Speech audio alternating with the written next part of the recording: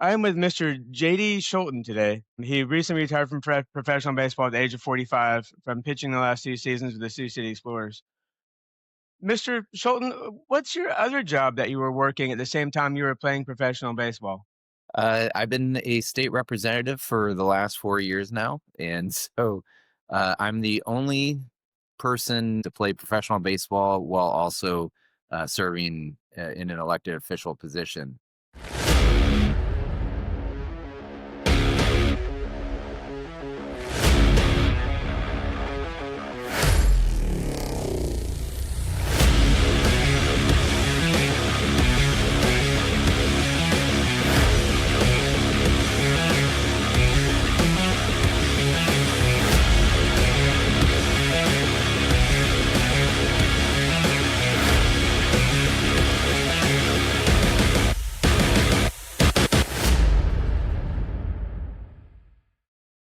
That's awesome. I wanted to address you as congressman or representative, but I didn't want to give away the surprise. It's all right. You can call me JD. All right, JD, I appreciate that.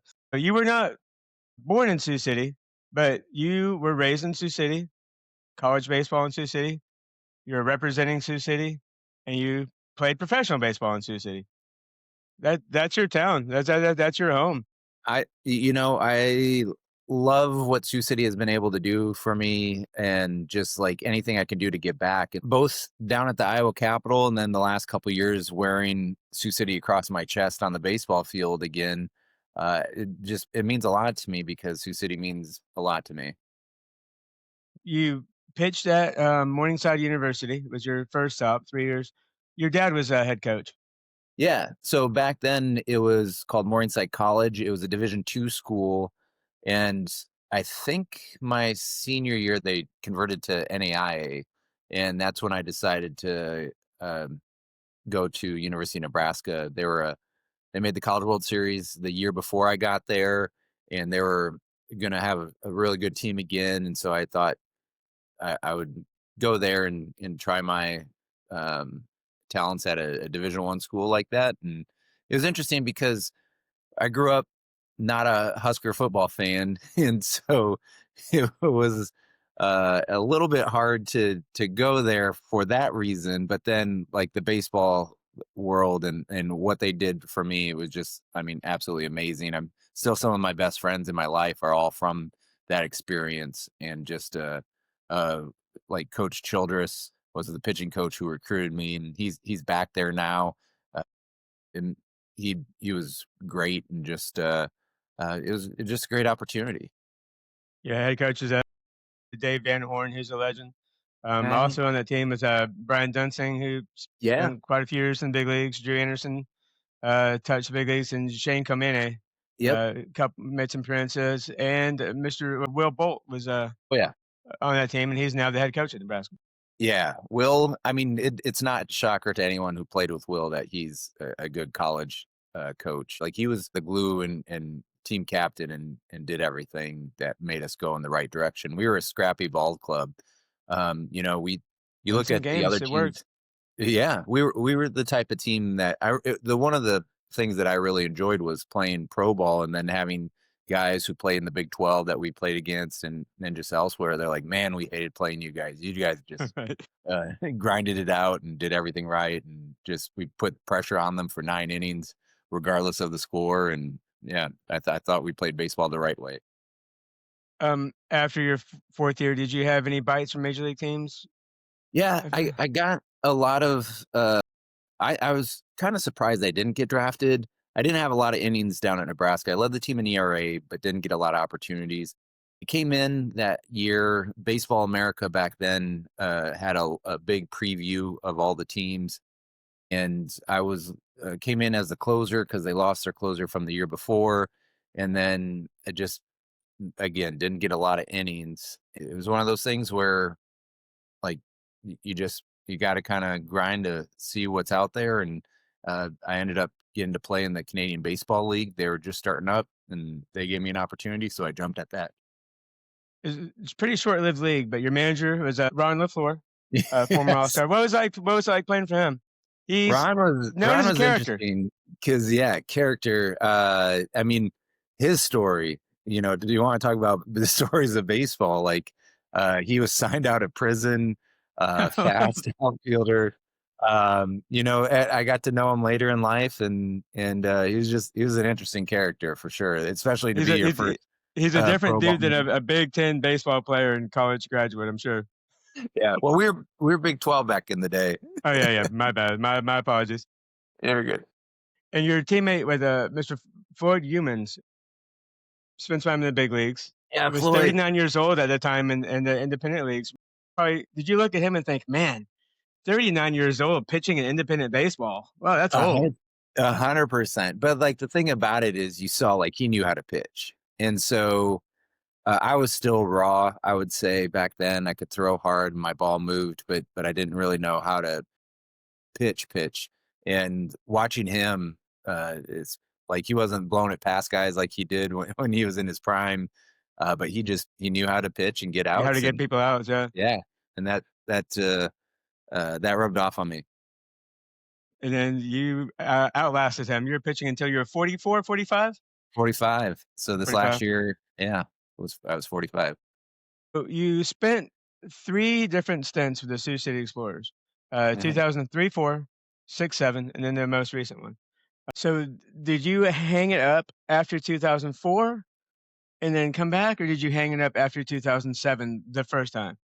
So after the '04 season, I thought I was done. I always knew in my heart there was more, but I didn't know what. I kind of plateaued out. Things weren't working, and so I moved up to the Twin Cities. I can't. I was working at a bookstore, and there was a winter night. So in St. Paul, Minnesota, during a storm, there wasn't too many people in the store. So I just got online and I found a website that showed a team in Belgium needed a pitcher, and I was just like, you know what? I'll just shoot my email. Like, I have no idea what if this. I don't know like who I'm sending this email to or anything like that. And when I woke up the next morning, because the time difference, I woke up to a email back from them, and they said they uh, needed a pitcher. And 2 weeks later, I was on a flight to Belgium. So that kind of it got my confidence. Like, I pitched really well over there, and I got confidence back. And just sometimes you just need innings underneath you to kind of figure things out.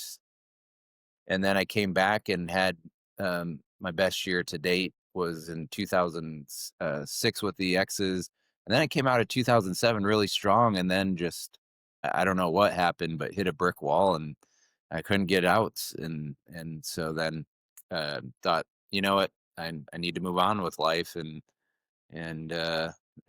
then there was a couple other opportunities to go play in Europe, so I took those, and I was always playing baseball every year, whether it's amateur ball in Europe. After that, 2011, I played in Germany, had a really good experience there. Won some awards over there. Then I got an opportunity to move to Seattle. At that time, I was working as a paralegal and had a good opportunity there. And I found a baseball club there called the Northwest Honkers. So back in college, Great I name. played in the NBC World Series in Wichita, and so I reached out to Northwest Honkers and pitched fairly well with them. And my second year, I got to go down the NBC World Series and pitch with them. And yeah, it was a great experience. And it's still a fairly high level of baseball. Oh, Um, very, I yeah, mean, right around independent leagues, I know it's just kind of guys like yourself who like, I still want to play. I could bounce around and barely feed my family and barely pay rent for a few years, or I could have a career as a yeah, paralegal or as a mechanic or something and still yeah. play ball. So that's high level baseball, NBC. And most of the guys, I would say that, I mean, the majority of teams are all quality college level teams. But yeah, there's as long as you have amateur status, you're able to play there. And so who knows? Maybe I might play there next year. I don't know. How did you decide to get into the politics? So I was living in Seattle when the 2016 election happened, and being a Democrat, I saw what happened in the nation, and I saw what happened in Iowa. And I just think our nation works best when we have a healthy two-party system. And I wanted to do my part. My grandma's my biggest inspiration. And she's the reason. She, on her deathbed, said, "You got to move back to Iowa, and you need to take care of our farm." and that really hit home because she was passed away. And after that's when I decided to move back home. And then I didn't necessarily move back to run for office, but it was one of those things where I wanted to do more, and then it kind of got into that, and I ran for You Congress. didn't know how exactly. You were trying to find Yeah, and a like route to make a difference. it's crazy to think back on it. I started in 2017, my 2018 campaign. I campaigned for Congress, U.S. Congress, for about what 16 months, 17 months, and I mean it was a grind. And to be honest, baseball taught me, like, it was the best precursor for that because it taught me, like, I mean, you how got to to show show up. up when you didn't have your best stuff. Exactly. And just grind it out. And I mean, it's a marathon, not a sprint. I found out I was actually decent at it. And when you love where you're from, you're gonna fight for the people who make it work. My authenticity and just hard work really paid off. And we were able to get a lot of people who not necessarily voted for Democrats in the past to vote for us. Consider myself a blueberry in a bowl of tomato soup because I'm the only, the last 3 years in the Iowa Capitol, I'm the only Democrat in 42 counties in Northwest Iowa. So like uh, 40, and we have 99 counties, so pretty much 45%, around 40 to 45% of the state, and I'm the only Democrat. And so it's an uphill battle in Western Iowa to be a Democrat here, but at the end of the day, I think it's one of those things where it's important to have a strong voice, just no matter where you're at. In the '80s, it was bright red, and now it's moved more to the swing state. So it's kind of a different. And I was looking at the statistics whatever last night, and um, a lot of the bigger cities in the United States are leaning Democrat, and more rural is red. However, Sioux City, it seems like the very central part of the city ends up being blue. But just that you get out a few blocks out of town, and it turns bright red pretty quick. Yeah, yeah. So yeah, Democrats held my seat for a while, but the last two elections been pretty tough because both county offices and state offices, like, I've been the only one who's won, and it's just been difficult. So yeah, it's not easy being out here uh, as a Democrat, but at the same time, like, I find it pretty meaningful to, and like a lot of the stuff too, like stuff that you don't see. Like, there's people who reach out to me who are my constituents, just like they need help getting connected to an agency because a certain, like, check wasn't coming, or their Medicaid thing, they had an issue with Medicaid. And so, like, those are the type of things that are really impactful, and just, helping out your neighbor. And that's why you want to do this. That's great. You're more than just standing on the Congress floor voting. You're Right. really Yeah. in It's person helping your constituents. yeah. Um, And that's so about like the I'm most sorry. people just see the controversial bills and the headline stuff and down and being down at the Capitol, but it's a lot more than just that. Nice. So back to the blueberry and tomato soup thing. You should be used to that because baseball clubhouses are historically very bright red places, and you've been a blueberry in those places for many years. How was that being a blue dot in a red clubhouse? Did politics come up a lot in the places that you played? I think about, like, my teammates from when I was in my mid 20s, and the big thing back then was like the Iraq War. And there's a lot of guys from the South and a lot of guys like that kind of lean conservative, but for the most part, like, politics isn't at the forefront of a lot of these guys' minds. And so, in my conversations with my teammates and everything, both back when I really wasn't that political, or just not as much as I am now, and in the last 2 summers, like, guys are open to having quality conversations. And it was really interesting my first year with the X's, where a lot of guys would come up to me, like, during batting practice, not in front of guys, but just like on their own, and just kind of ask me a question here or a question there about things. And I think that's the beauty of the last couple summers for me, was I don't need to hire a focus group or consultants or polling or anything like that. I just talk to my You're in it. teammates and, like, "Hey, what are your thoughts on something?" And of course, like, I get teased a little bit, but that just being one of the boys for kind of what I do. Cool that you could be somebody's confidant, that they could come up to you and just kinda say, "Hey, what do you think about this?" Too is like I think we see politicians on social media or on TV, but not too many of these guys had an opportunity to like just have a conversation with someone and like why did you get into politics and like what's your reasoning for doing some of this stuff or why is it this way and things like that. And I think it allowed a conversation that is more needed in just America in general.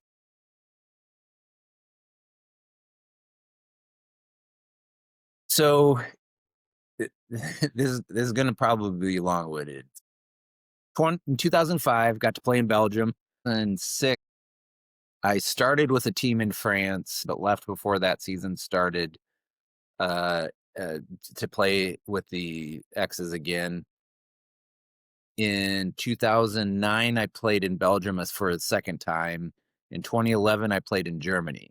And so when I played in Germany, after that, I moved back to the States, and my one of my best friends and my former teammate from there ended up going to the Netherlands to play there. And the Netherlands is considered the best baseball in Europe, and the Dutch league, which they call the Hoofdklasse, has been one of the best leagues around. And so I've always wanted to play there. And like I'm Dutch, my great grandpa came from the Netherlands, and I just thought, it'd be cool experience. And so that's something I've always wanted to do and never had an opportunity. Let's go back just a little bit. So I didn't touch a baseball for 7 years. And so COVID hit. I'm probably having too many whiskeys on a Saturday night, and I went down a rabbit hole of pitching mechanics because that's kind of the nerd I am. And just going through everything, I'm like, oh, that's interesting. And so the next day, I buy a couple dozen balls and a net and just start throwing on my own. And you got to remember, I was 40 years old at this point. So I was running for Congress. After I lost that race, the next summer I started playing town team baseball in Minnesota again. So my parents live up in the cities, and the team I used to play for, like it's like a family. It's called the Lions Pub Warriors in Minnesota baseball, and folks who don't know, like Those town Minnesota is ball leagues it are it legit is as well. amazing. I wish every state had what Minnesota does when it comes to town team baseball. You have these just beautiful fields. They sell beer for a buck. They get 100 fans. It's like a pure Americana, you know.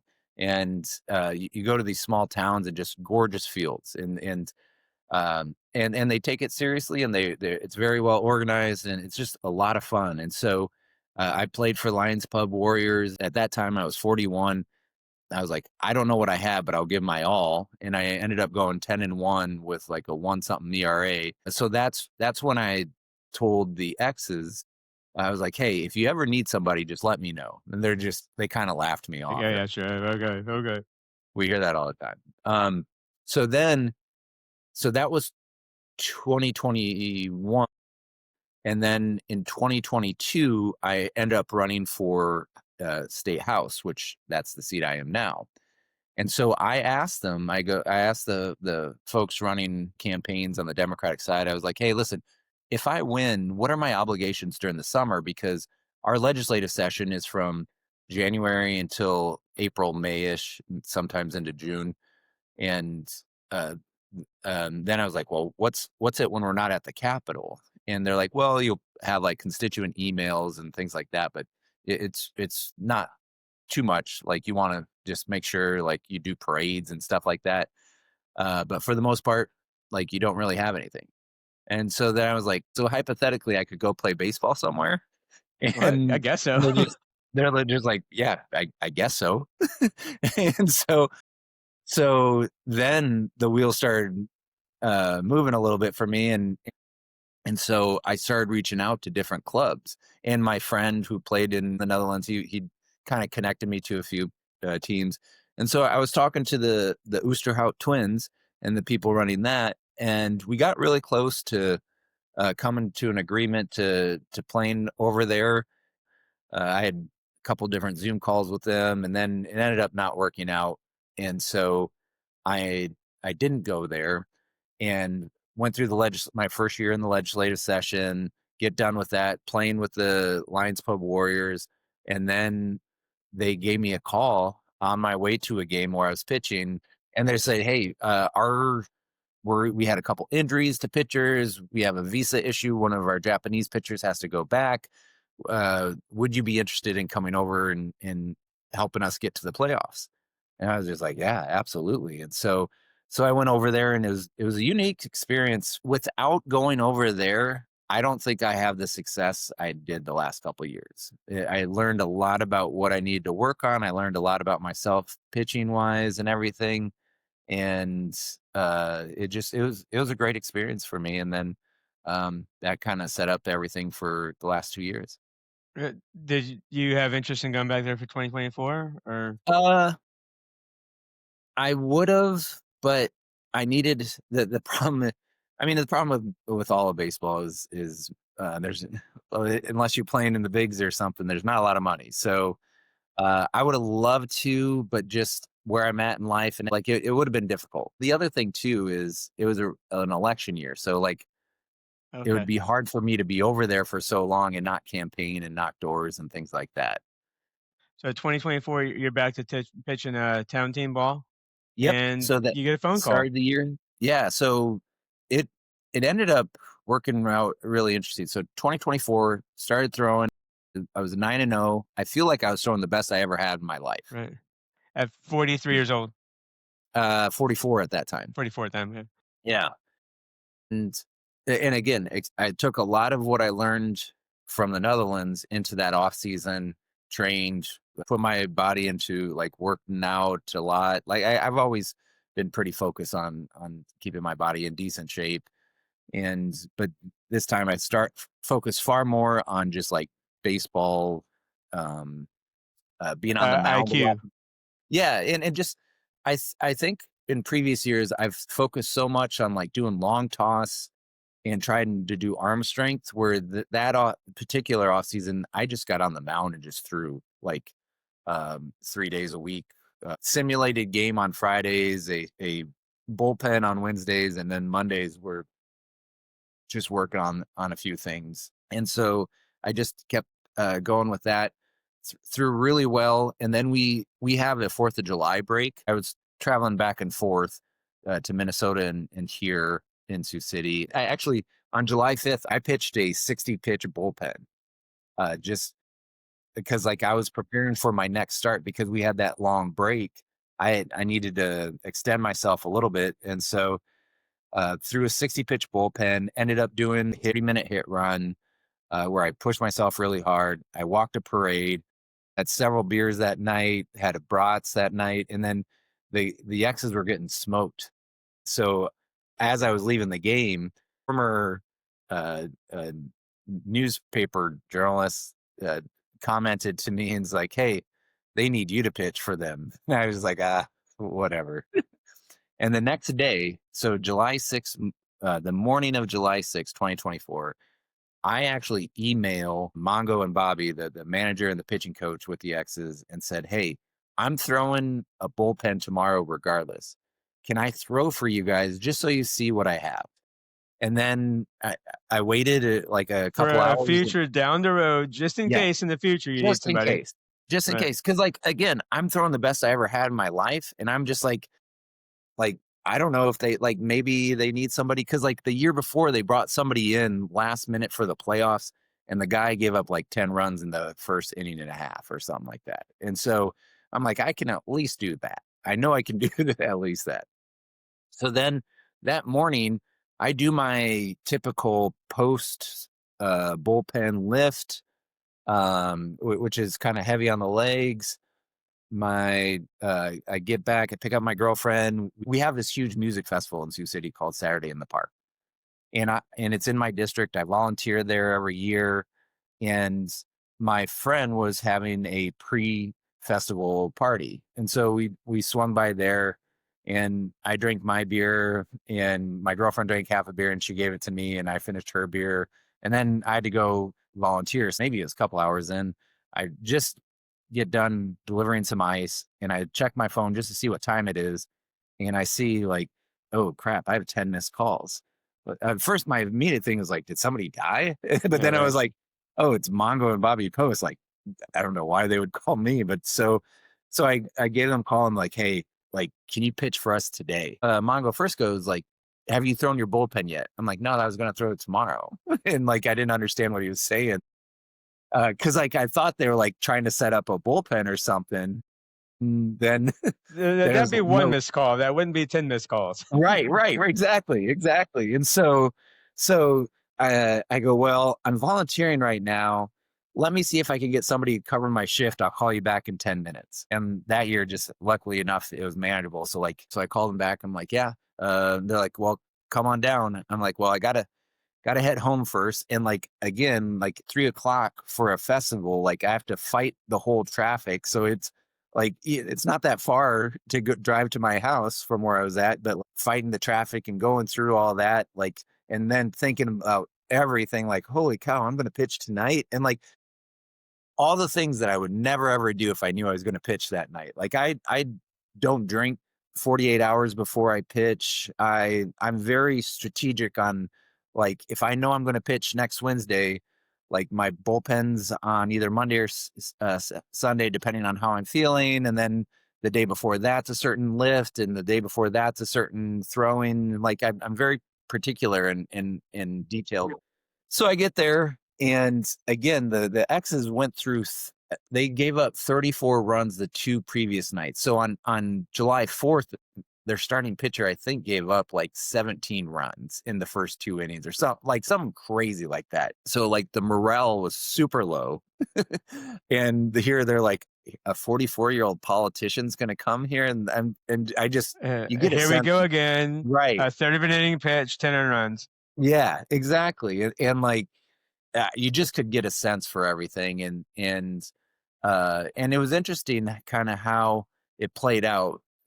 Like it went initially from thank you for showing up, for being here and just being a body, to hey, keep going, to like in about the third or fourth inning it was, oh, what are you doing in 5 days? And so That's that, great. me, like looking back on that, that was, well, that's one of the cooler things for me. So yeah, I get to the clubhouse, I sit in Mongo's office, I have to fill out some paperwork, and I ended up one of the guys let me borrow his pants because like I'm 6'6" and pants are always an issue. And then I go out, and when I start warming up, I'm not going to set a record for how hard I throw. I in my mindset, right away, I'm like, okay, get that over with. I am not going to impress anybody. Like what? But how do I get through this? Is by location and changing speeds. And so my biggest worry was I wouldn't have my legs because again, I ran the day before, I threw the day before, and I lifted heavy that morning. And so I'm just focused mostly on my legs and just being smooth and not worrying about two things. And so I get up my first batter. I got ahead on a strike, and I leave a fastball up, and he crushes it to center field and for a single, and just laser off me. And then right away, I'm just like, oh, this is a different speed that I'm used to. Yeah, so They have a little bit more pop than Minnesota town team ball. And he steals second base. We throw it into center field. He goes to third base, and the next guy sack fly. Two batters in, I'm down 1-0. Then the next guy hits a laser right at my feet up the middle for a single. And at this point, I'm just like, JD, just get through this. Don't get hurt. just just keep on grinding, and end up getting the bases loaded, 1 out, and the only out was a sack fly. And so everyone at this point probably is like thinking, oh dear, like this isn't going to go well. But in my mind, I see the next guy up is a left-handed hitter, and so I'm like, okay, if I can get my two seam moving, he's going to roll over to second base and we can get a double play. And that's exactly what happened. Then the world just came off my shoulders. I think we might have scored a run in the first. And then the second, I think it might have had a 1, 2, 3. And then we started scoring some runs. And then third or fourth inning, we were up like 8-1. I gave up a solo home run on a cutter that just got left over the plate to a lefty. And other than that, that was the only run the rest of the game. And I ended up going 6 2/3, 100 pitches. and only gave up 2 runs and got the win. And after that 3rd inning, you must have just been like, "Here, just hit it, see what you can do with it," and just, I mean, mentally at ease. yeah, exactly. Once we got the lead, I'm just like, "Okay, don't like 3-1, I'm gonna throw you a fastball and go hit it. If you hit it out, so be it." Like, Right. we'll be up 11 to 3 rather than 11 There's or no 8. such thing as a 10-run home run. Not Right, in this league. exactly. Yeah. Exactly. And so, in my mind, that's just the mindset I had, and like again, I don't care how hard they hit it, like hit it at somebody. I had a we had a pitcher back when I was in my prime with the X's who he he had a full time job, so he lived in Minnesota and he just came down for starts and he wasn't overpowering, but he was our top starter. And like that was his mentality was like, okay, like prove it.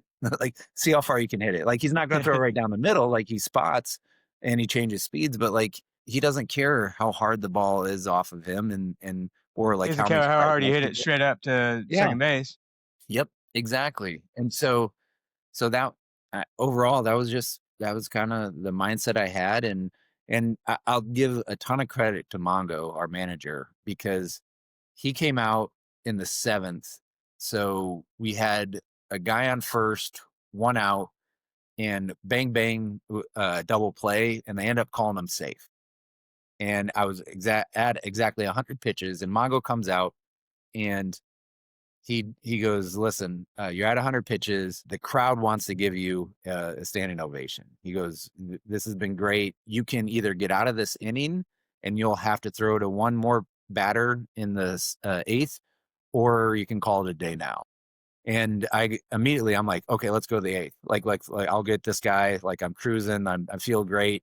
And then I think about the bullpen from the night before, drinking the night before, having a beer and a half at the festival, lifting that more, like everything. I should do the mature thing because like the young version of me would like, "Oh, I'll go." But like, I was like, you know what? I did my job. I did my job today. And so that's when I handed him, I got the standing ovation and just that was pretty darn special. And that could have been your last time ever walking off a professional baseball field with a standing ovation.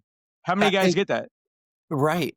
Exactly. It's still hard to process everything that happened that day. But to me, next start, the start in Fargo, is less documented, but that was a bigger deal to me. Fargo was one of the top teams in the league. We played a 4-game series and we lost 3 games. I'm pitching the getaway day game. I ended up going 6 innings, only gave up 1 run, and their 1 run was a 2-out bunt with a guy on third base for a base hit. I pitched better that game than I did my first game. Like the first one, you're like, okay, got lucky. We scored a bunch of runs, so you just kind of relax and just kind of pitch. And the next one, like faced a really good team. We didn't score a ton of runs, but I only gave up 1, and then that kind of solidified my spot for the rest of the year. Going from, I mean, hypothetically sitting on the couch to being the team's most reliable starting pitcher over 2 starts. I know you weren't sitting on the couch, but Yeah, if you read the headlines, it's like this guy went from the couch to the team's most reliable pitcher. I How know does that that. even happen? Yeah. No, there is a lot Uh, of work that went into it. Yeah, so that became you signed with the team and you finished the season. yeah. Ended up Strong. You going. finished the season well. Yep, I went 6-2, tied for the team lead in wins. I ended up starting 4-0, and with like a 2 something ERA, did really well. And then I think teams adjusted. I kind of wore down a little bit, and I lost 2 of the next few games. Got a couple no decisions in there as well. And then I came back, bounced back, and went. I picked up 2 wins at the end, towards the end of the season. And last game of the year, I pitched on short rest so we could set up our playoff pitching rotation. And against the number 1 team in the league, Cleburne, I ended up getting the win on there on short rest, and we were pretty proud of that as well. You should be. When did that turn into I'm gonna come back and pitch again in 2025? So, I mean, the once I got a taste, it's hard for me to just let things go. This last year was complicated because of politics and other stuff. So our legislative session ran long last year. And in doing so, like I came into camp, I was throwing hard, I was throwing well, I was striking guys out in preseason camp, which I'm not at at the pro level. I'm not a strikeout pitcher. Like I'm a contact guy. And our preseason, like I was throwing well, and ball was moving, and I felt really good. And then our two best relievers came back as starters, and we brought two of our starters back from the year before. So he's pretty much fighting for one spot. And with the legislative session, everything going long, I didn't start off the year on the roster or the active roster. So then I had to wait for a spot to open up, and that was a month in. And by then, like when you're not seeing live hitters as much as you're used to, like it was hard for me to get a flow this year. And so then I ended up running for US Senate. That got announced, and that took a whole lot of my energy. Like any minute that I wasn't at the field, folks, well, even at the field, like I was doing donor calls, I was doing Zooms, I was doing MSNBC and CNN and different stuff like that. So like it was a lot. It was probably too much. Like it's hard to play professional baseball. It's hard when you're 45, and it's really hard when you're running for US Senate as well. So I think I got worn down a little bit with all that. And I had a couple bad outings, a couple decent outings, and then it just roster spots. We had some young, really good arms. And so it was tough because you don't want to take a spot from somebody else and give them an opportunity and things. And then Mongo, towards the second half of the season, did tell me, he's like, "Hey, at the end of the year, we're going up to Winnipeg. You're getting one of those starts." And it allowed Kyle Marmon, who was our number one, to get a rest before going into playoffs, and he had a great year. We played 4 games up there out of the 4 starts. I think I had the second best, which I'm proud of, and got a W. So I broke my own record for oldest guy in league history to get a win. And yeah, so that was my last start. I had my parents at the game. They drove up to Winnipeg to see it, and it just, all that kind of added together. It just kind of made for, what, it might be a good opportunity to step away at this point. Yeah, the Senate run, I can imagine the time involved in that, and the time involved being a professional baseball player, one of those Yeah. 2 things, but I don't know how you could have possibly even considered managing it the way you did. You did well. Well, Um, thank you. Thank you. It was living in both these worlds. Like the very, very, very few people in the political world, I would say maybe one or two other people understand what it means, what I'm doing with the baseball stuff, and kind of vice versa. Um, and so it yeah, I never was considered that. Uh, a few people and your might go to a major league game every now and then, but they really grasp the concept of what the Sioux City Explorers are. right. Right. So you finished the season in Winnipeg and for your family on that, and then that was what, September? Now you officially announced your retirement just before the Christmas in December. The thing about buying a new baseball glove in your 40s is you wonder if you'll play long enough to justify the cost. The past 2 summers of playing professional baseball has been a wild ride, but just like in life, all things must pass. Today, I'm officially retiring from playing professional baseball. My improbable comeback includes going 7-3 when I'm 44 and 45 years old. In doing so, I became the oldest person in league history to earn a win. I'm the only elected official to play professional baseball while actively serving. And somehow that was good enough to earn a request from the National Baseball Hall of Fame in Cooperstown for my jersey. I'm incredibly grateful to the Sioux City Explorers and the American Association. Thank you to all of my teammates who allowed me to just be one of the guys. And lastly, thank you to Sioux City. It's been an honor to represent you on the baseball field as much as it's an honor to represent you down at the Iowa Capitol. Thank you. I will always want one more year. I'll never be satisfied. And so I ended up, because I didn't get a lot of innings this year, I ended up playing in a 40 and over tournament in Arizona. And just friend I know through politics has a team, goes down there every year, and he wanted me to play forever and or the last few years, and I was just like, no, no, it's not for me, not for me. And then I was just like, it'd be good to train a little bit longer. But the thing was, like, I'm like, well, if I'm gonna play in 40 and over, I'm gonna swing it a little bit because I haven't done that in the past few years. And in my first couple of years at Morningside, I was I played first base and hit when I pitched as well, and was on pace to break the RBI record in Morningside for career. And but like I hadn't swung in 14 years, so like it was kind of fun because getting in the cage, my girlfriend would give me underhand toss and different things to prepare for it. But I was hitting really well. I hit a couple doubles in a game, and then my third at bat, I hit a laser to third base, one of those that the third baseman catches it before you even step out of the box. But at the same time, I felt a pop in my left arm, my non-throwing arm, and I tore my bicep. And so I had surgery with that.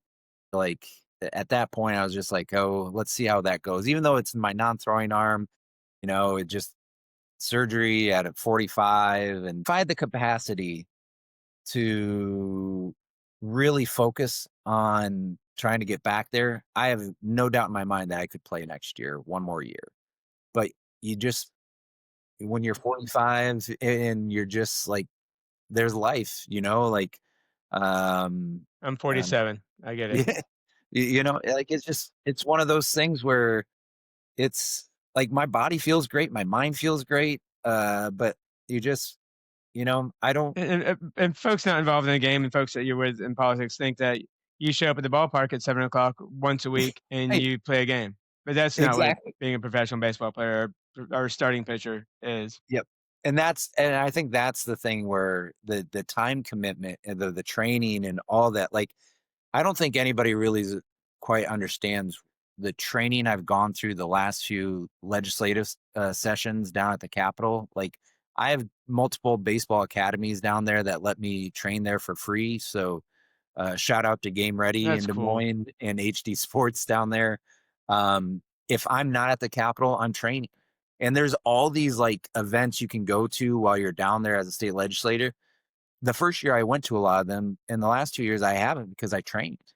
And so, like, I don't think anybody understands the commitment it takes to do that. Like, you cut a lot of your social life out, and you wake up, you train, you go to the Capitol, you come back and get a little bit more workout done. Then you pretty much from the minute I wake up to the minute I go to bed down there, like I'm either training or doing political stuff. Um, I want to get back. Let's circle back to the baseball in Europe thing because it fascinates Yeah, me. yeah, The pro leagues in Belgium, France, Germany, and the Netherlands. yeah, yeah, Just tell me about that. The Netherlands, like you said, is the top league in Europe. yeah, Um, how was participating in that as far as the level of play, the quality of life, as far as the food, yeah. how they treated you, what did they furnish, how was the pay? What was it like pitching in the Dutch major leagues? So the Dutch is far more. I would still not call it professional, but it's closer to professional than the like the Belgian league was not that strong, but it was great experience for me. Got to travel all throughout Europe. It was I absolutely like treasure that experience. The Germany league was a little bit better than the Belgian leagues, and then the Netherlands is even and more on top of that. And so like the Belgian league, or sorry, the Netherlands, the Hoofde class is what they call it. That it's like legitimate baseball. There's a lot of former pro guys, a lot of guys who have played in the States and played international ball. The Netherlands also have like Aruba, Curacao. A lot of those players then go and live in the Netherlands, and so it's been just a great experience and opportunity. And like when the The level WBC of coming up, competition's legit, yeah, yes, and the level of they're the they're WCBC drawing attention to the league.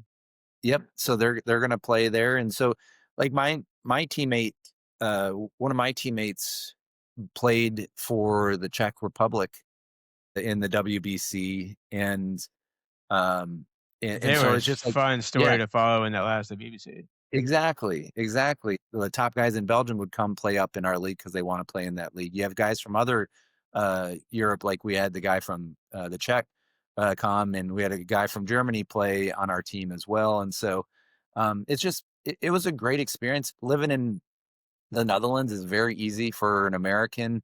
I lived in the southern part, so I wasn't like near Amsterdam or The Hague. To me, just like I absolutely loved it. It was a great opportunity. If life wasn't about getting older and things like that, I'd go back out there. Part of the thing with this project of me interviewing ex pro ball players, I like to maybe one day build this as a resource for current pros, for guys who are, in a situation where they're getting running down to end of their career, and just maybe see like should I hang it up, maybe go one more year. You can play internationally and make a good amount of money and go to Japan or Korea or something like that. If you're topped out at double A and you want to get another year out of it, you can. There's jobs for you in Europe and other places that you can Yeah, play to I mean, extend the Europe, yourself. you're not going to get near the money that you will Right. other places, but at the same time, See the like world. yeah, you get to see the world. And so like that's so much of my career is like I didn't advance very far. Indie ball was the top level I played at, but at the same time, like I've gotten to play in 7 different countries and I've gotten to see so much of the world on baseball's dime. And So it cool. just yeah, like I treasure that immensely and that experience and the friendships and all of that. Yeah, I wanna share that for guys that are, 27 years old and, reaching the end of the line that they could see the world, and that's a great experience for them, so thanks for sharing your story. Yeah. No, thanks for having me. Thanks for reaching out and appreciate what you do. I appreciate you, Mr. Sorry, I'm gonna go ahead and say the big word here.